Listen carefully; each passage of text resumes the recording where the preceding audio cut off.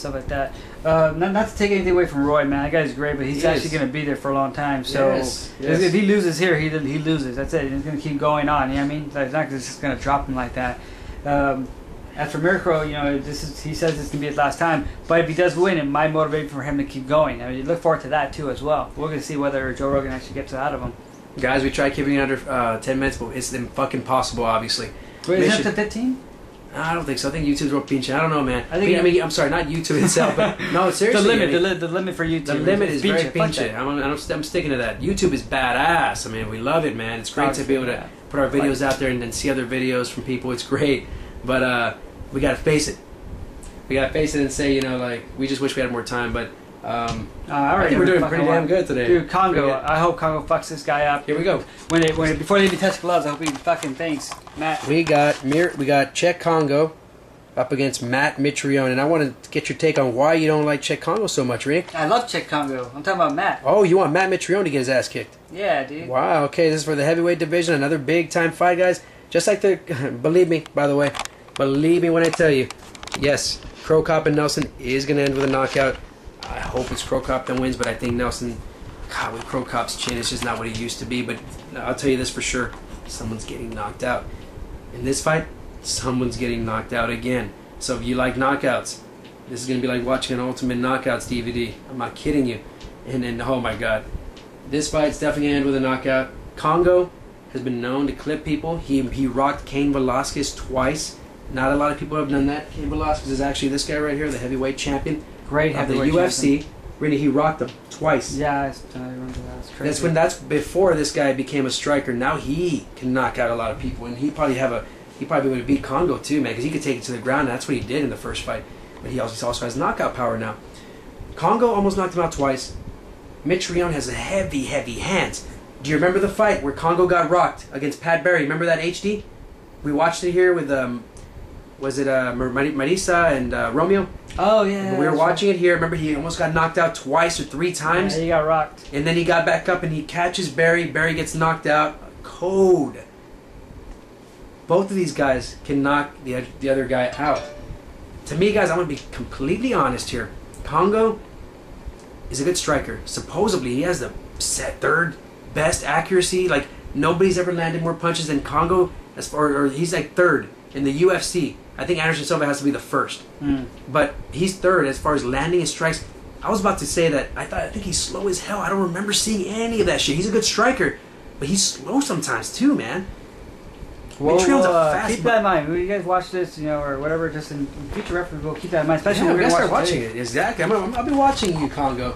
They say you're his 3rd best, accurate striker in the UFC. I'll be watching you, my friend. Maybe you're so fast I don't even fucking see it, and I think I'm saying he's slow, and he's too fast for me or something. But man, Mitrione is no joke. That guy will bring it to you. He's like he plays like he's playing football, man. Like, he rushes your ass, and he has knockout power.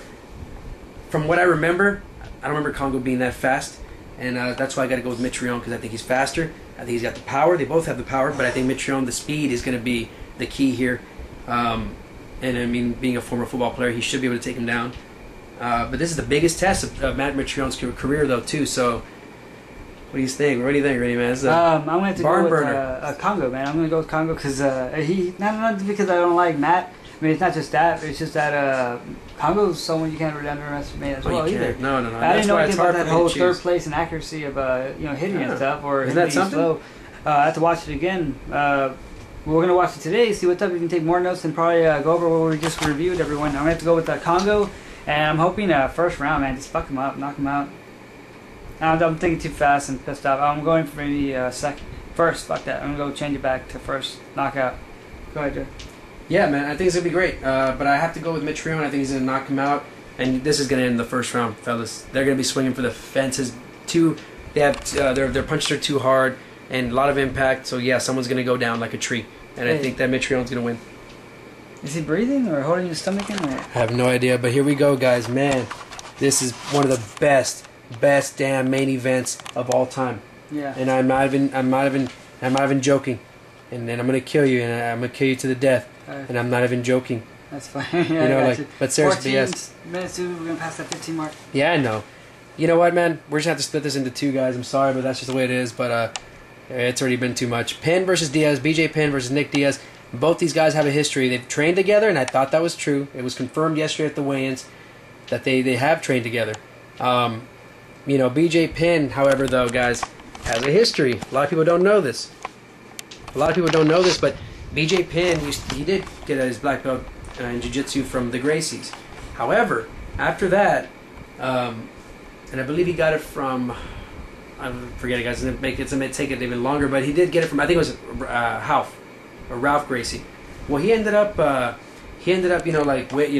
his own way. He wanted to open his own school. He went to Hawaii, started getting something together there, and later on he had to fight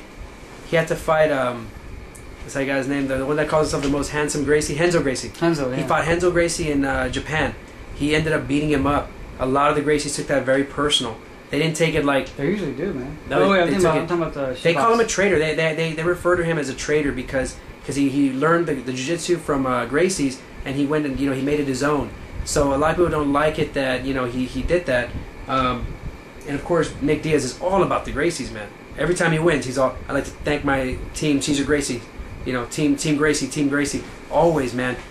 BJ Penn, I was telling you about this the other day that, of course, Caesar Gracie wanted to up the stakes. He wanted to make it a 5-round fight, and BJ Penn said, "I don't have no problem with that." And I think Caesar Gracie thought he was because BJ Penn has not been known for his cardio as much as he used to, and BJ Penn said, like, I'm good for that as long as I'm going to get paid more, and they get paid, and Nick gets paid more. That's fine.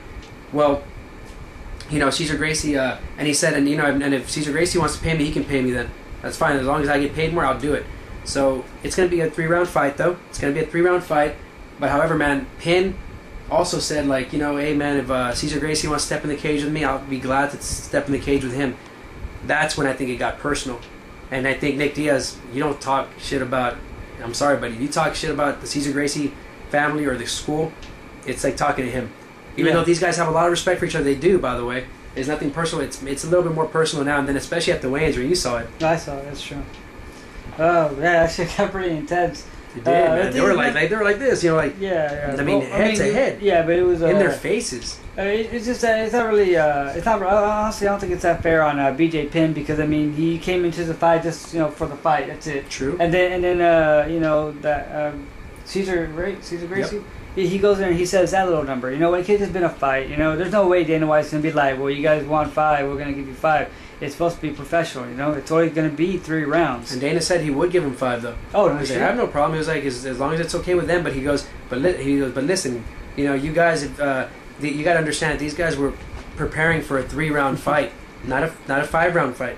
It's kind of messed up if you make 5 rounds on a fighter that's just been preparing for 3 rounds. That's true. You know what I mean? So that's why he ended up keeping it a 3-round fight. Oh, okay. Well, I'm just saying, John, man. Like, I just, he says something like that, and it's just kind of like, you're not going to get someone's reaction back, especially BJ Penn. He's going to react back to it. I think at least by 19 it should be good, right?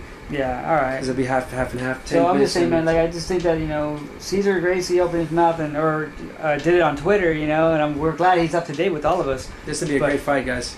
Yeah, but it's just this will be an exciting fight. BJ Penn gets very intense before the fight. Nick Diaz gets more intense during the fight. When they have the stare down and before the fight starts, Nick Diaz is going to have to talk shit. BJ Penn is not the kind of guy that you want to push around. Both these guys are going to go at it, guys. Very hard one to choose, but since we're almost running out of time, I have to hurry up. And I'll pick, I got to go with Nick Diaz, man. I got to go with Nick Diaz because the guy knows how to survive. You knock him down, it's hard to finish him. And Penn just hasn't been the same for a while. He lost against GSP. His cardio isn't always what it used to be. He tends to not do so good during the later rounds. And Nick Diaz, on the other hand, this guy does triathlons. He does bike, runs a bike, everything. Yeah. I pick Nick Diaz, man. Either by 3-round decision or TKO, man, in the second round. Yeah, I'm gonna say I'm gonna go. Because what I really want is 3 rounds. Like for a good fucking match and shit like that. But probably 2 rounds, man. I'm gonna have to give it to Nick Diaz though to be like a. Yeah, it's hard to say because he's knockout submission though. Yeah, no, I think TKO, man. If you go to the ground, man, I'm gonna say BJ, man. Honestly, it'd be cool. It'd be kind of different, It'd be interesting, man, because they're both from Caesar Gracie. It'd be very interesting to see in the ground. Yeah, but if they stand up, I'm gonna say Nick Diaz. But they both have good stand up too. That's what makes this fight exceptional, guys. You're gonna have an exciting fight whether it's on the feet or on the ground. There's a lot of pride in this fight. There's a lot to watch out for in this fight. A lot of money too. So yes, man. But I guess we both picked